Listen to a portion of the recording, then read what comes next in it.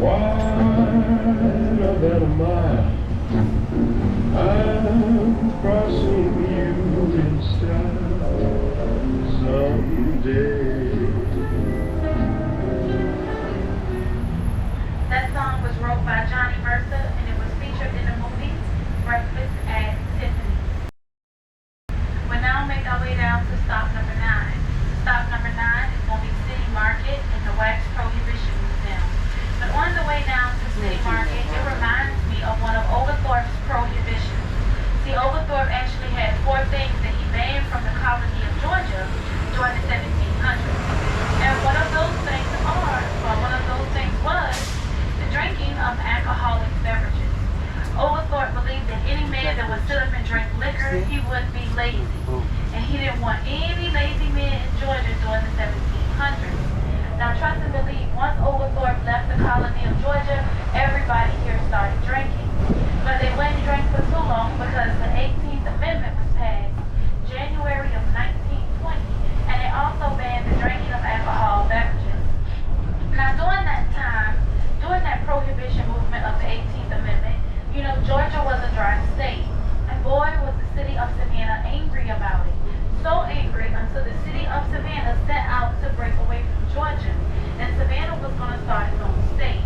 And in the state of Savannah, you could drink as much booze as you wanted to. Well, you guys, you know that the city of Savannah was never able to break away from Georgia. And besides, the 18th Amendment only stuck around for 14 years. This is an open container city, so that booze in a clear or plastic container. Now this is going to be stop number 9, City Market. Here we are, City Market. Here's the Prohibition Museum. City Market clock. You can carry any alcohol or beverage as long as it's in a clear plastic container or cup, and you're good anywhere in the city.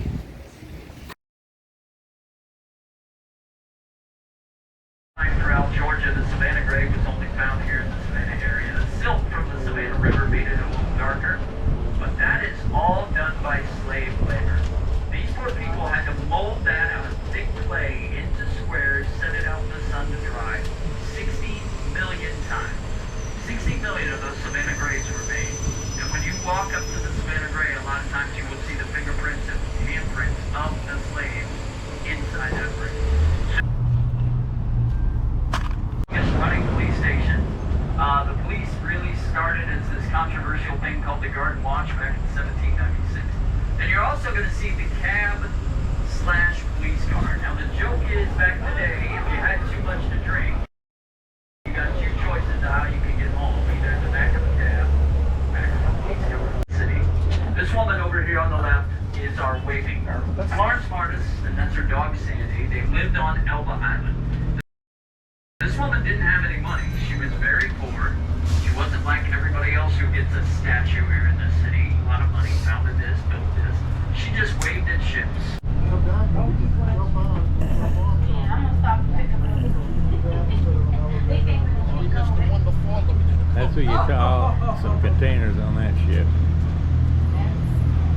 This is Magnolia Hall here on the right. This beautiful home was built in 1874. Isn't that gorgeous? That is Victorian architecture at its finest as we know it. We're now in the Victoria District. There are 5,000 homes still standing, all built between 1874 and 1901, and no 2 of those homes are identical. Every home is unique. That's what makes this place so special. This building with no roof on it is a garden. It's called the Fragrant Garden. Something literally blooms in there every day of the year. You can see the roses blooming right now. My favorite time to go there is January and December, when the philodendrons and the camellia bushes are all blooming at the same time. The Hermitage Plantation, they swim down to the bottom of the Savannah River and they would dig the clay out of the bottom. Now they bring that clay back and they mix it with a few other things and they would mold each one of those bricks by hand from the clay from the bottom of the river. That's why the clay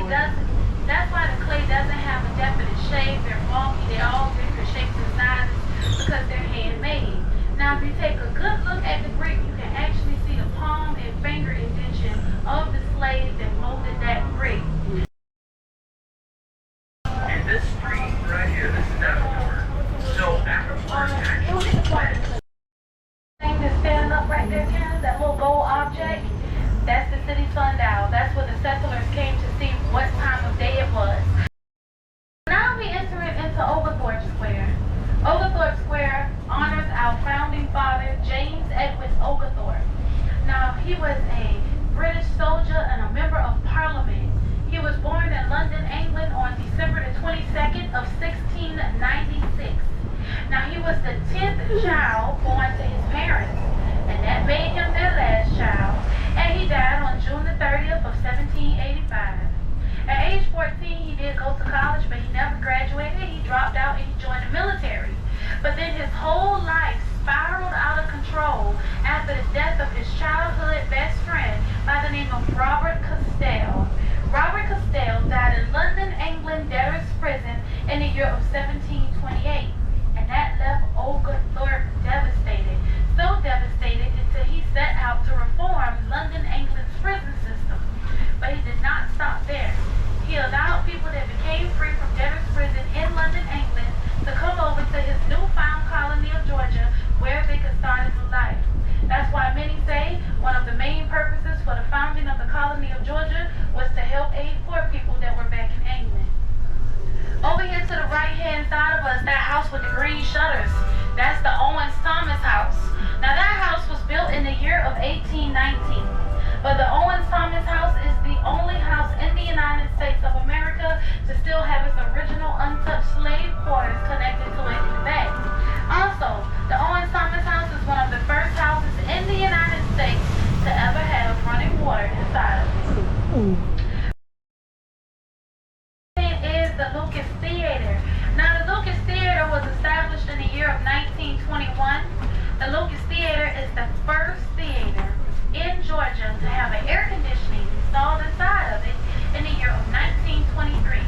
But after this theater showed the movie The Exorcist, for some strange reason, the city of Savannah tried to demolish the whole building.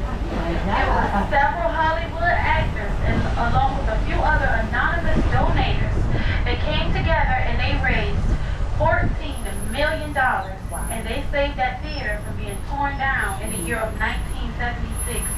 That theater is now owned by SCAD, Savannah College of Art and Design. We're now going to make our way down to stop number 11. Stop number 11 is going to be on the Savannah River. Now, at the west end of the Savannah River is the Savannah Ports. Now, the Savannah Ports was established in the year of 1744. Its main purposes were cotton and tobacco. By the 1850s, the city of Savannah was shipping out nearly 3 million bales of cotton annually. It was once that the city of Savannah and Liverpool, England, set the price for cotton for the whole entire world. Now, when we get ready to go down to that river, the road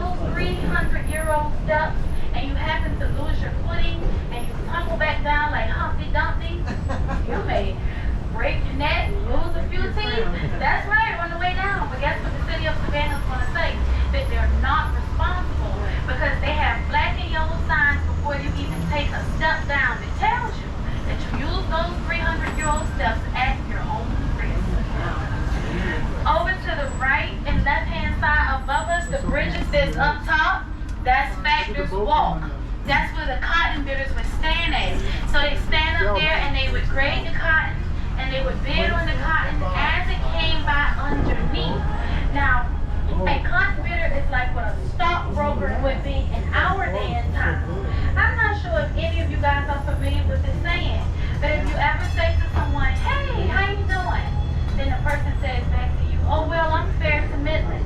Fair to middling is a term that's used to grade cotton. Stop number 11 on the river. Side, that's Hutchinson Island. On Hutchinson Island is the Savannah Convention Center, and that bigger building is the Western Harbor Inn Hotel. They were both placed there in the year of 2006.